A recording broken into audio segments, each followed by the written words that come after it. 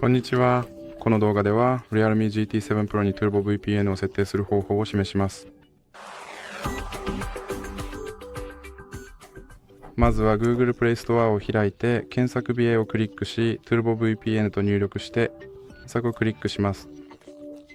次にこのアプリケーションを選択してインストールをクリックします。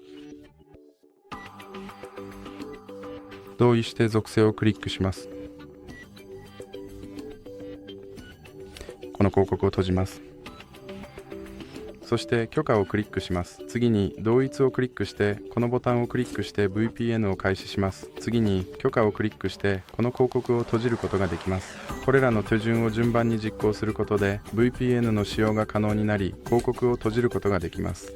ご覧の通り私はオランダの VPN に接続しています。これでこの動画は終わりです。もし気に入ったらいいね、チャンネル登録お願いします。